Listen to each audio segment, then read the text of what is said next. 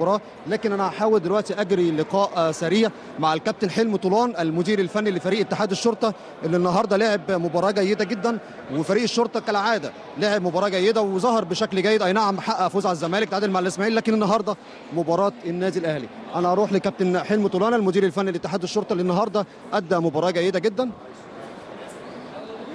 كابتن حلمي طولان يمكن على الهواء مباشره عقب المباراه. كابتن حلمي جود لك النهارده، الفريق ادى مباراه جيده، ده اللي متعودين على فريق الشرطه. النهارده حقق نتائج جيده في الدور الاول مع الزمالك ومع الاسماعيلي، لكن النهارده كانت مباراتك مع الاهلي وقلت ان مباراه الاهلي مباراه صعبه جدا لان الاهلي بيمتلك افضل لاعبين في مصر وهو منتخب مصر. مفيش شك النادي الاهلي فريق مميز جدا ومعاه مدرب عنده خبرات نجاح كبيره جدا سميته الثعلب.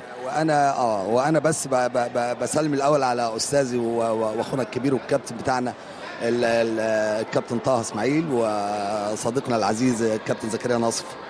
وطبعا الماتش كان صعب جدا بالنسبه لي لا مؤاخذه انا صوتي يعني من الزعيق شويه يعني. مباراه صعبه جدا بالنسبه لي. فريق الاهلي فريق مميز جدا، عنده نجوم كل واحد ليه تقله وكل واحد عنده امكانيات خاصه عاليه جدا.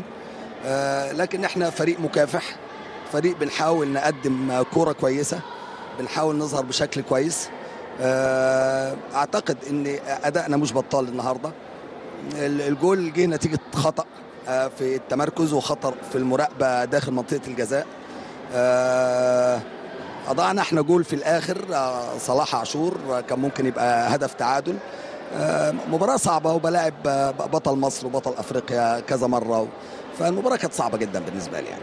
حلمي غياب عبد الله فاروق النهارده طبعا الطرد في مباراه الاسماعيلي ده عمل ضغوط على الجهاز الفني اللي كانت عنده مشكله في نص الملعب، لدرجه ان هو شارك النهارده برافو في وسط الملعب وده لعيب من بوركينا فاسو. وفي نفس الوقت كمان شفنا النهارده رضا العزم مكان احمد علي عكس المباراه السابقه. عايزين نعرف ايه الاسباب التغييرات في التشكيل قبل المباراه؟ لا ابدا، اولا علي رابو كان عنده اصابه في المباراه السابقه وفضلت ان انا اريحه في مباراه النادي الاسماعيلي، لكن ده لعيب اساسي موجود عندي. حسام عبد العال كان عنده 4 انذارات وده برضو كان لعيب اساسي عندي، فرجعوا النهارده في هذا اللقاء.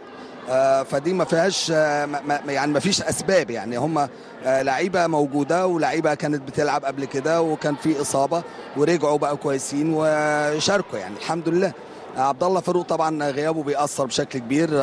عبد الله فاروق كارت بتلعب بيه في اي مكان وتحطه في اي مكان، واعتقد ان برضه النهارده يمكن غيابه اثر في منتصف الملعب شويه. عايز اقول لك كمان في وجود الكابتن عصام عبد المنعم معانا كمان، استاذنا الاستاذ الكابتن عصام طبعا الكابتن بتاعنا. انا اسف جدا انا ما اعرفش بالظبط مين اللي موجود، لكن قدامنا الشاشه احنا في استاد القاهره. كابتن عصام وكل سنه وحضرتك طيب.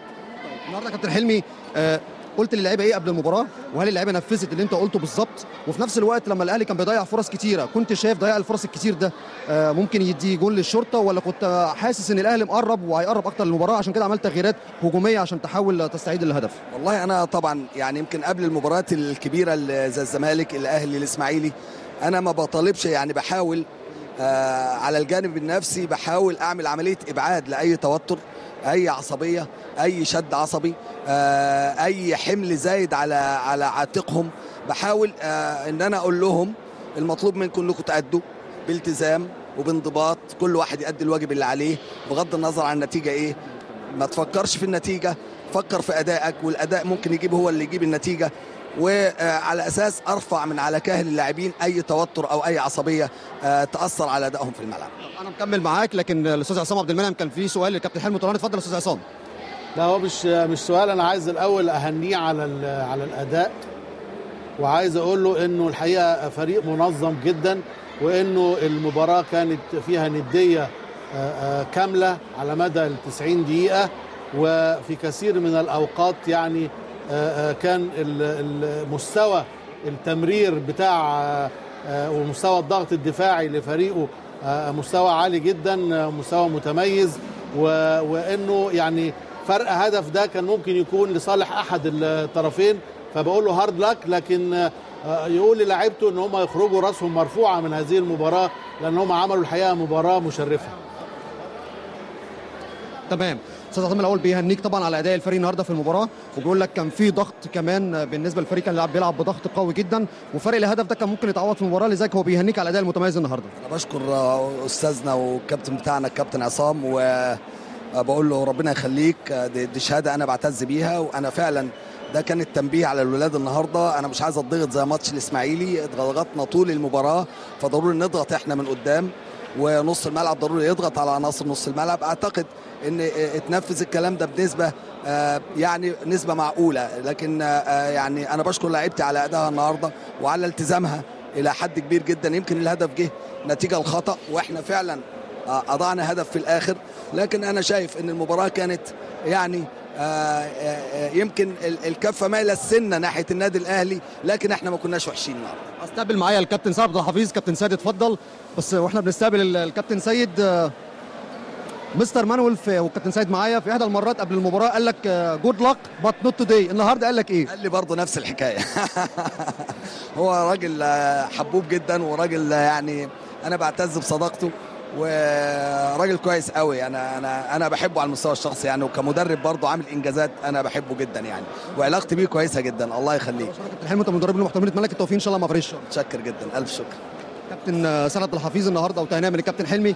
كابتن سيد النهارده المباراه كانت قويه جدا، مباراه صعبه، 3 نقاط مهمه امام فريق من اكتر الفرق اللي بتلعب تكتيك مميز في ارضيه الملعب.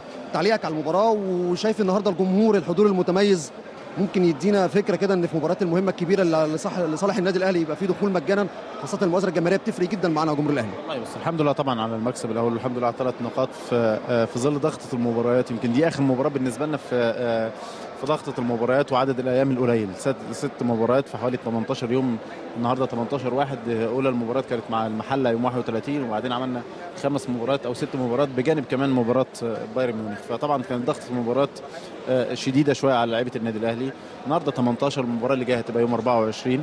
اعتقد ان دي فتره الى حد كبير معقوله شويه. بتقابل فريق منظم جدا، فريق عنده جهاز فني على مستوى عالي جدا، عنده لعيبه اصحاب مهارات واصحاب شخصيات داخل الملعب. يعني كانت من المباريات والفرق، بالتاكيد كل الفرق صعبه وكل المباريات صعبه وكل المباريات على حسب احداثها، لكن فرقه اتحاد الشرطه من الفرق المنظمه جدا، وانا تحديدا يعني بحترم ادائها وبحترم جهازها الفني. فالحمد لله طبعا على المكسب. اما بخصوص الجمهور، انا يعني ما عنديش ادنى شك ابدا ان دايما جمهور النادي الاهلي بيدي المثال والقدوه وفي الوعي والمؤازره والتشجيع، وما بتفرقش معاه النتيجه قد ما بتفرق معاه مسانده فرقته وتشجيع فرقته. بالتاكيد كل المباريات ذات الطابع الجماهيري لو بالشكل ده وبالتشجيع ده، اعتقد ان احنا بقى هترجع تاني لمدرجات اللي هي بيضرب بها المثل يعني.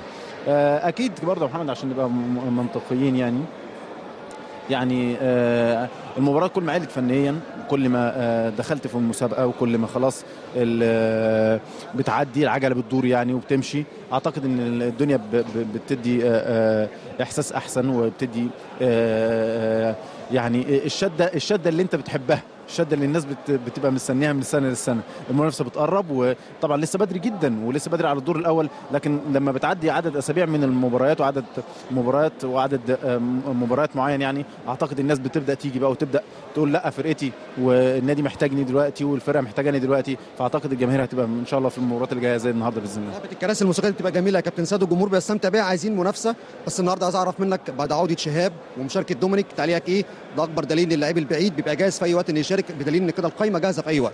قلنا من بدايه السنه اي فرقه عندها خط او عندها دكه بدلاء على مستوى عالي، مش عايز اقول بعيد عن الاساسي لكن قريبه او على نفس المستوى، هي اللي هتكمل المشوار. في ظل ضغطه المباريات ديت اعتقد ان الامر بيبقى صعب جدا. النهارده وليد بيخرج من المعسكر يوم المعسكر، النهارده بركات بيخرج في المباراه اللي فاتت او المباراه اللي فاتت، بتلاقي صعوبات او شوقي فوارد جدا ان انت ونجيب بعيد بقاله فتره ورامي بعيد بقاله فتره، فانت وارد جدا في اي وقت يغيب منك 2-3 او يطلع منك 2-3. الحاجه اللي عايز اقولها في الاخر بس يعني يمكن النهارده عدد فرص كتير جدا اتيحت لنا وضيعناها. لكن مش عارف الكره بتاعت حسام عاشور هي بينالتي، اعتقد انها بينالتي. في شك في كورتين، كره حسام عاشور وكره جده. اعتقد يعني من الملعب مش متاكد من كره جده قوي، لكن متاكد جدا من كره حسام عاشور. كابتن شريف رشوان قدم مباراه طيبه، لكن يا جماعه في فرق شديد جدا، في فرق شديد جدا جدا بين النتيجه لما تكون 1-0 والنتيجه تبقى 2-0. في فرق جامد جدا جدا جدا في عالم كره القدم. كل الناس اللي في الاستوديو وكل الناس المحلله وكل الناس اللي مارست التدريب او لعبه كره قدم تعرف كويس قوي ان فرق 2 غير فرق 1 على الفرقه وعلى الجهاز وعلى كل المتابعين يعني.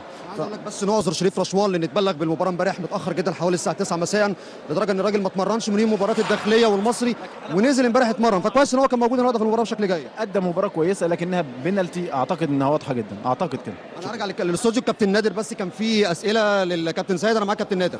كابتن سيد تحياتنا ليك كابتن سيد طبعا اولا، بس عايز اساله على دومينيك. يعني دومينيك الحقيقه بقى له فتره بعيده، يعني تقييمه لادائه النهارده، وهل هو فعلا سليم بقى سليم 100% ولا في بعض المشاكل عنده؟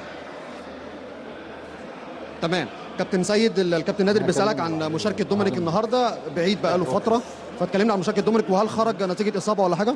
لا يعني تحياتي طبعا لكابتن نادر ودكتور طه وكابتن عصام وكابتن زكريا، تحياتي ليهم جميعا. يمكن دومينيك لا يعني دومينيك كان مشارك او في التدريبات الجماعيه بقى له فتره، هو كان غايب من اصابه لكن جاهز حتى من بعد مباراه بايرن ميونخ، لكن كان في قلق عليه ان هو تعود الاصابه، وخصوصا انها كان خف وبعدين رجعت ليه مره ثانيه.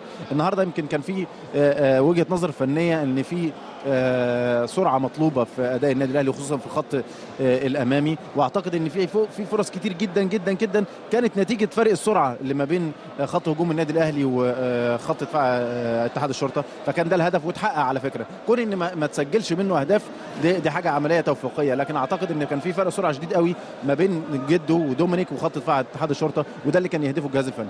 شكرا كابتن سيد على سعه صدرك. شكرا. وكمل